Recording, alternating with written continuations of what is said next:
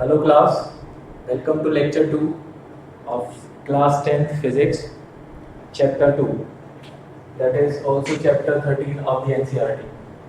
अब तक हम क्लास में डिस्कस कर चुके थे कि what is magnetic field and what are magnetic field lines और उनकी कुछ प्रॉपर्टीज अगर आपको याद हो तो these lines flow from north to south outside the magnet, south to north inside the magnet, or these are closed curves.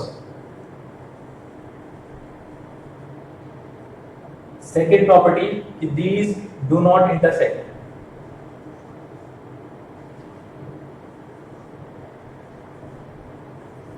ये last class में छूट गई थी property. These lines of force do not intersect. इनके ना intersect होने का मतलब क्या है कि एक जगह पे, फॉर एग्जाम्पल हमने लास्ट क्लास में जब ड्रॉ की थी मैग्नेटिक फील्ड लाइंस कुछ इस तरह से किसी भी बार मैग्नेट के अराउंड, तो कोई भी दो लाइंस वो आपस में ऐसे इंटरसेक्ट नहीं करेंगी, कट नहीं करेंगी. ऐसा क्यों? क्योंकि अगर वो कट करेंगी तो इसका मतलब ये होगा कि मैग्नेटिक फील्ड की दो डायरेक्शन है वो भी simultaneously, which is not possible. क्योंकि मैग्नेटिक फील्ड की कोई एक ही गिवन डायरेक्शन होगी, एक वेक्टर की एक स्पेसिफाइड डायरेक्शन होती है. It can not have multi directions at the same time. तो क्या होगा कि मैग्नेटिक फील्ड लाइंस जो है वो इंटरसेक्ट कभी भी नहीं करेंगी और एक दूसरे के ऑलमोस्ट पैरेलल चलेंगे. ठीक है, तो ये लास्ट क्लास में छूट गया था, इसको लिख लेंगे आप. उसके अलावा हमने एक एक्टिविटी पढ़ी थी जिससे ये हम क्लियरली एस्टैब्लिश कर पाए थे कि magnetism and current, these two are related phenomena. Magnetism and current are associated to each other. ये हम लास्ट एक्टिविटी के थ्रू समझ पाए थे. आज की क्लास में हम लोग ये देखने वाले हैं कि magnetic field due to a current carrying straight conductor, जिसके लिए डायग्राम दिया हुआ है. Magnetic field due to a current carrying straight conductor ये कैसे बिहेव करेगा, इसको समझने की कोशिश करेंगे आज की क्लास में. तो देखिए, एक सिंपल सा डायग्राम, बैटरी बी वोल्टेज की कनेक्ट की हुई है, आई इसके थ्रू करंट दिस डायरेक्शन में, यह हमारा रियोस्टेट कनेक्टेड है फॉर वेरिएबल रेजिस्टेंस. अब यहाँ पे हमने क्या किया, एक कंपास रखी इसकी विसिनिटी में. हम लास्ट क्लास में पढ़ चुके हैं कि इसके आसपास एक मैग्नेटिक फील्ड एग्जिस्ट करेगा. उस मैग्नेटिक फील्ड के साथ ये कंपास कैसे इंटरेक्ट करता है वो समझने की कोशिश करेंगे. So very first thing is कि कंपास को हम इससे कितना दूर या कितना पास रखते हैं उस पर डिपेंड करता है डिफ्लेक्शन. कंपास कुछ भी नहीं, एक छोटा सा मैग्नेट, बार मैग्नेट, जो कि एक लिक्विड में फ्लोटिंग है, वो होता है. जब उसके आसपास कोई भी मैग्नेटिक फील्ड नहीं है तो वो अर्थ के मैग्नेटिक फील्ड के साथ इंटरैक्ट करके नॉर्थ साउथ में ओरिएंट हो जाता है, रोक लेता है खुद को नॉर्थ पॉइंटिंग और साउथ पॉइंटिंग.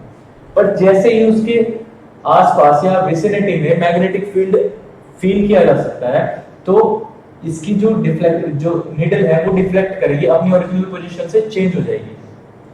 तो इससे हमें क्लियरली पता चलेगा कि मैग्नेटिक फील्ड कैसा है या नहीं. दूसरा, जितना ज्यादा डिफ्लेक्शन होगा उतना ही ज्यादा मैग्नेटिक फील्ड. तो इस एक्सपेरिमेंट में हमने क्या किया कि एक कंपास को इसके बिल्कुल पास रखा पहले और फिर धीरे धीरे उसकी सेपरेशन बढ़ाई फ्रॉम दी स्ट्रेट कंडक्टर. जब इसकी सेपरेशन बढ़ाई गई तो ये देखा गया कि जो कंपास की जो नीडल है उसकी डिफ्लेक्शन है वो कम हो गई. डिफ्लेक्शन के कम होने का मतलब है कि जो मैग्नेटिक फील्ड है वो एक पॉइंट से दूसरे पॉइंट की तरफ जाते हुए वीक हुआ. वीक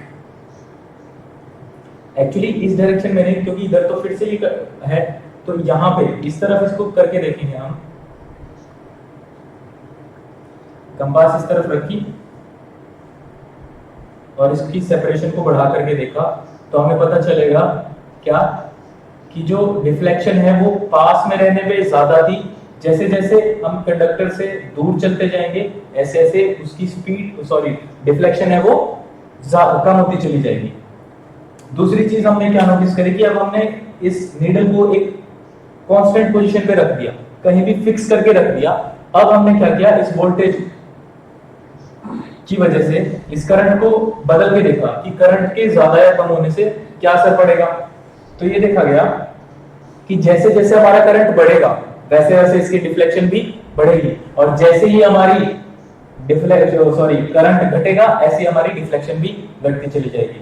दूसरी बात, करंट के सिर्फ अमाउंट से फर्क नहीं पड़ा, एक चीज और कि जो था डायरेक्शन ऑफ करंट, मतलब अभी हमारा करंट ऊपर की डायरेक्शन में जा रहा है, तो इसके अराउंड मैग्नेटिक फील्ड कुछ इस तरह से है, out of the board and into the board, ऐसे यहां से बोर्ड से निकला और इस तरह से कुछ सर्कुलर रिंग्स बनेंगे इसके अराउंड मैग्नेटिक फील्ड के, मैग्नेटिक फील्ड लाइंस कुछ इस तरह से दिखाई पड़ेंगी इसके आसपास, यहां से यहां। जब इसके डायरेक्शन को मैं ऑपोजिट कर दूंगा, यानी कि ये पॉजिटिव नेगेटिव टर्मिनल्स को स्विच करके पॉजिटिव इधर नेगेटिव इधर, करंट मेरा इस तरफ से आएगा, तब मेरा जो मैग्नेटिक फील्ड है वो करंट होगा डाउनवर्ड डायरेक्शन में और मैग्नेटिक फील्ड होगा यहां से आउटवर्ड्स और इस प्लेन में इनटू, यहां से ऐसे मैग्नेटिक फील्ड लाइंस इस तरह से कुछ ड्रॉ होंगी। तो हम तीन चीजों पे क्लियरली कह सकते हैं कि मैग्नेटिक फील्ड इसके अराउंड डिपेंड करने वाला है कि जैसे जैसे सेपरेशन बढ़ेगा मैग्नेटिक फील्ड वीक होता चला जाएगा, अमाउंट ऑफ करंट जैसे बढ़ेगा उसके साथ हमारा जो मैग्नेटिक फील्ड है वो स्ट्रॉन्ग होगा, अगर अमाउंट ऑफ करंट घटेगा तो हमारा मैग्नेटिक फील्ड वीक हो जाएगा और डिपेंड करेगा डायरेक्शन पे कि किस तरह का मैग्नेटिक फील्ड आया, इधर से इस तरफ लेफ्ट टू राइट ऐसे निकल के। देखिए 3D हमारा मैग्नेटिक फील्ड 3D होगा और बोर्ड हमारे पास 2 डायमेंशनल, तो उसको समझने के लिए क्लियरली मैं इस तरह से कुछ ड्रॉ कर सकता हूं। दिस इज पॉइंटिंग एरो, और ये अगर मैं क्रॉस दिखाता हूं तो देखिए जब आपने कभी एरो देखा होगा कोई, उसका सामने वाला जो पोर्शन है वो पॉइंटिंग होता है, वो ऐसे पॉइंट करता है। जो back side of the arrow होता है वो कैसे होता है, क्रॉस, कि हाँ उसको बो में फंसा करके ऐसे छोड़ देंगे, तो कुछ इस तरह से दिखाएंगे कि इधर से पॉइंटिंग पॉइंटिंग है, मतलब कि ये outwards out of the plane और यहाँ पे इनटू द प्लेन। जब हम इसका डायरेक्शन रिवर्स कर देंगे तो यहाँ पे आउट ऑफ द प्लेन हो जाएगा और यहाँ पे इनटू द प्लेन हो जाएगा। ये बस मेरे रिप्रेजेंटेशन के लिए है 3D में, ताकि आप समझ सको कि यहाँ से मैग्नेटिक फील्ड लाइंस ऐसे ओरिजिनेट होंगी बाहर की तरफ और एक सर्कुलर रिंग बनाते हुए और फिर इनटू द प्लेन चले जाएंगी यहाँ पे। तो ये था magnetic field due to a current carrying straight conductor. दूसरी चीज हम जो पढ़ने वाले हैं that is right hand thumb rule. Right hand thumb rule देखो मैंने काफी आसानी से बता दिया कि कहां से हमारा मैग्नेटिक फील्ड ओरिजिनेट होगा और किस तरफ जा करके खत्म होगा, मतलब यहां से ओरिजिनेट होगा और इस तरफ आ जाएगा। तो ये बताने के लिए एक छोटा सा रूल दिया गया था, राइट हैंड थंब रूल। और ये राइट हैंड थंब रूल क्या बोलता है कि imagine the straight conductor held in your hand, right hand, such that the thumb is pointing towards the direction of current. मतलब कि जो मेरा करंट जिस डायरेक्शन में है उस डायरेक्शन में मेरा थंब पॉइंट करना चाहिए, और जो कर्ल है ना फिंगर्स की, ये ऐसे जैसे बंद होगा, मुट्ठी बंद होगी जैसे ही, तो ये कर्ल ऑफ द फिंगर्स आपको क्या दे देगा, direction of the magnetic field. तो इसके ऊपर लगा के देखते हैं। अभी मैंने इसको ऐसे पकड़ा, डायरेक्शन ऑफ करंट अपवर्ड्स है, सेम वे में मेरा ये थंब पॉइंट कर रहा है उस तरफ, तो कर्ल ऑफ द फिंगर्स कुछ इस तरह से, यानी कि इनटू द प्लेन, इस तरफ इनटू द प्लेन, इस तरफ आउट ऑफ द प्लेन।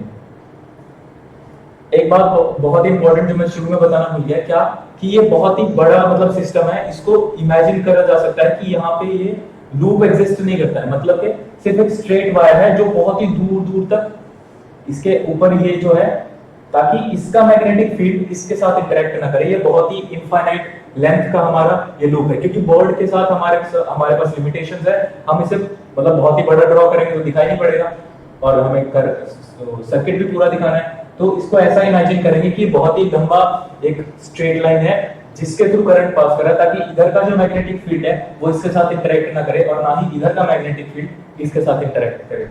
तो एक बात क्लियर होगी।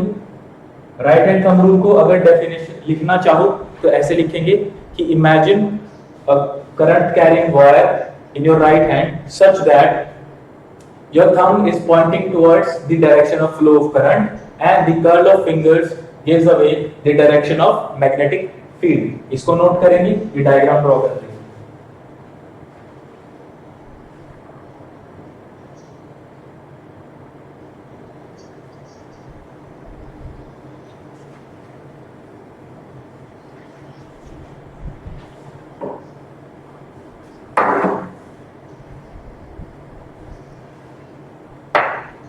नेक्स्ट कंसेप्ट जो आज हम देखने वाले हैं that is magnetic field due to a circular loop. मतलब मैंने कुछ इस तरह से एक सर्कुलर लूप लिया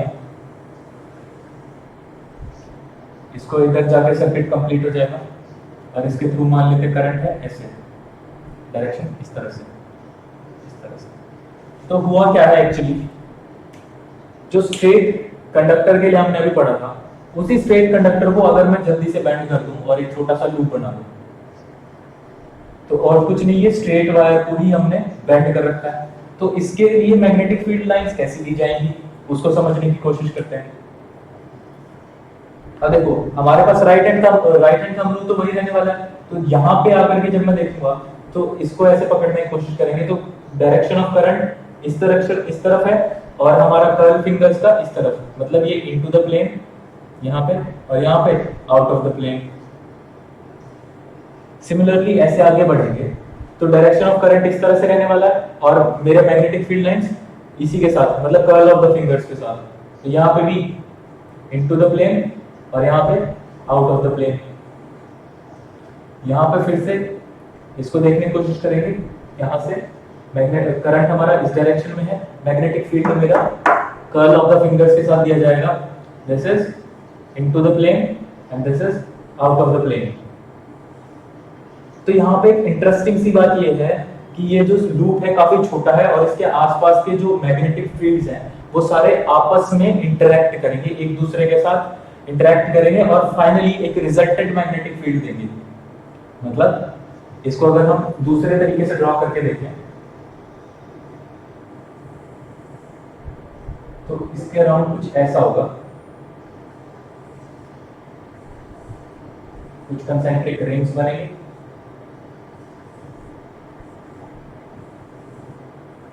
और फाइनली कुछ ऐसा होगा कि यहाँ पे ये आपस में इंटरैक्ट करके एक स्ट्रेट लाइन बना देंगे। इसको अगर वर्टिकल लूप की तरह देखा जाए यूं, तो इसके ऐसे यूं और बीच में से एक स्ट्रेट लाइन ऐसे, एक स्ट्रेट लाइन की तरह मेरा मैग्नेटिक फील्ड बिहेव करेगा। ये सारे पार्ट्स अपना थोड़ा थोड़ा कंट्रीब्यूशन जो देंगे, उसके बाद ये जो बीच का बिल्कुल सेंटर पे जो होगी ना, वहां पे एक स्ट्रेट लाइन बन जाएगी मैग्नेटिक फील्ड, यानी कि एक parallel line of magnetic field जो हमें दिखाई पड़ेगी। ये समझ आया? यहाँ पे कैसे ये आउट ऑफ द प्लेन है, यहाँ पे ये कैसे इनटू द प्लेन है, पूरे इसके लिए ड्रॉ करेंगे। इसका एक अच्छा सा डायग्राम एनसीईआरटी बुक में दिया हुआ, उसको चेकआउट करेंगे कि कैसे ये सब इंटरैक्ट करके फाइनली यहाँ पे सेंटर ऑफ द सर्कल पे एक स्ट्रेट लाइन की तरह बिहेव करेगा हमारा मैग्नेटिक फील्ड। तो ये बात हुई magnetic field due to a circular loop. Finally आज हम बात करेंगे magnetic field due to a solenoid. Magnetic field due to a solenoid पढ़ने से पहले हमें ये जानना जरूरी है कि व्हाट इज अ सोलेनॉइड। तो सोलेनॉइड का एक छोटा सा डेफिनेशन आप नोट करेंगे साथ साथ। It is a system of parallel centric circles, इस तरह से।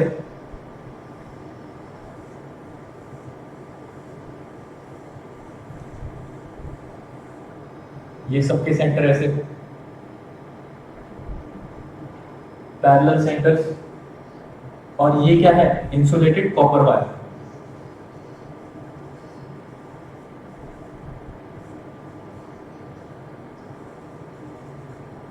इंसुलेटेड कॉपर वायर, इसको फाइनली ले जाकर के हम ज्वाइन कर देंगे किसी पावर सोर्स से और कुछ इस तरह का हमारा सिस्टम बन जाएगा।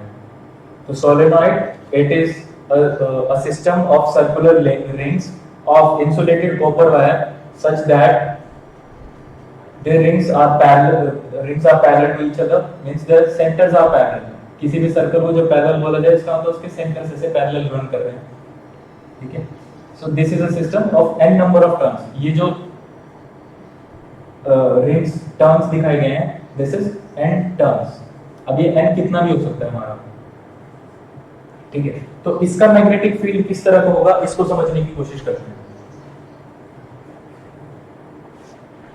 इसको एक बार ऐसे ही रहने देते हैं।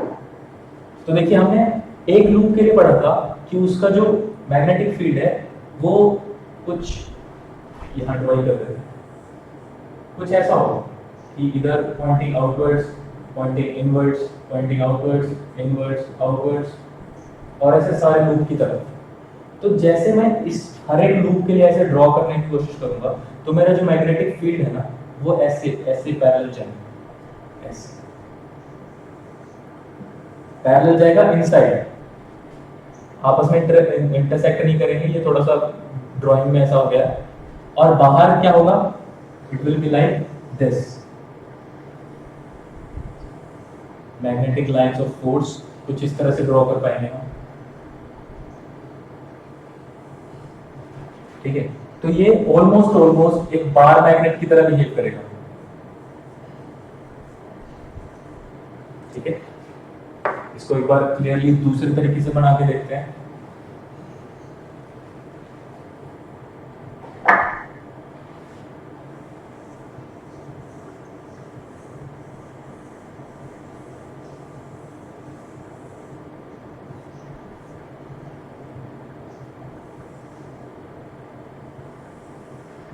तो ये आगे जाकर के सर्किट कंप्लीट करेगा, इसको अभी छोड़ देते हैं।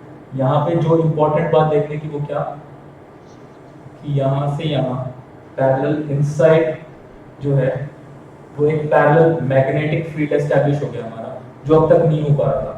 मतलब हमने स्ट्रेट कंडक्टर को देखा, स्ट्रेट कंडक्टर के अराउंड जो है सर्कुलर रिंग्स बन रहे थे। सिमिलरली फिर हमने एक लूप देखा, एक सिंगल लूप को पढ़ने की कोशिश करी तो उसके अराउंड भी सर्कुलर रिंग्स बन रहे थे मैग्नेटिक फील्ड के, बीच में एक स्ट्रेट लाइन आई थी मैग्नेटिक फील्ड की। पर यहाँ पे वो कह रहा है काफी सारी straight lines, magnetic field, parallel magnetic field establish हो गया इसके अंदर।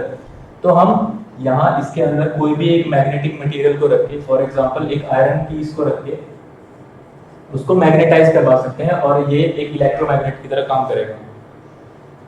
दूसरी बात, इसकी एनालॉजी बार मैग्नेट के साथ कैसे है, क्योंकि बार मैग्नेट में भी हम देख चुके थे कि बाहर तो है हमारी मैग्नेटिक लाइंस ऑफ फोर्स इस तरह से नॉर्थ टू साउथ जा रही थी, नॉर्थ टू साउथ, और inside south to north, inside south to north. इस वाले एंड को अगर साउथ कंसीडर किया हमने तब कंसीडर इसको निकालने का एक सिंपल सा तरीका वही राइट हैंड थंब रूल से हम देख सकते हैं मैग्नेटिक फील्ड किस तरफ है। और अगर हमारा लूप ऐसे है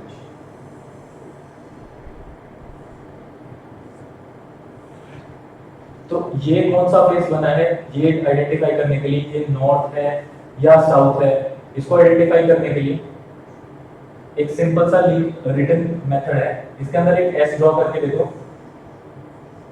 दोनों एजेस पे एरो बनाओ। अगर वो डायरेक्शन ऑफ करंट दे रहा है तो this is a south pole, this is a south pole. और अगर मैं इसकी डायरेक्शन को इन्वर्ट करके देखूं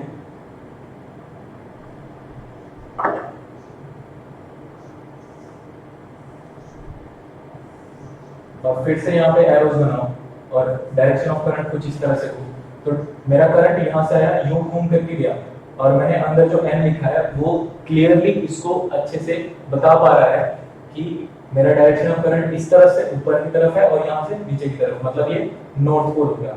तो किसी भी सर्कुलर लूप के ऊपर जब आपको फाइंड आउट करना है कि वो नॉर्थ पोल है या साउथ पोल है, तो उस लूप के अंदर एन या एस बना करके देख ले क्लियरली, और जैसे ही उसका डायरेक्शन सही बताए वो, मतलब डायरेक्शन ऑफ करंट को अगर हमारा सिंबल अंदर लिखा हुआ क्लियरली बता पा रहा है तो इसका मतलब वो उसी पोल का है। अगर एन से उसकी डायरेक्शन ऑफ करंट मिल रहा है अच्छे से, so it is a north pole, और अगर एस लिखने से वो मिल रहा है तो it is a south pole.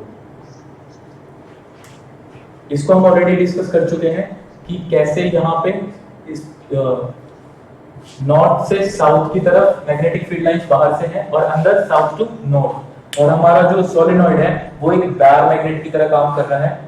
Analogy हम इस तरह से देख ही चुके हैं ऑलरेडी, एक बार मैग्नेट में भी यही होता है ना, north south, north to south ऐसे बाहर से और साउथ टू नॉर्थ अंदर से हमारी मैग्नेटिक फील्ड लाइंस जाती हैं।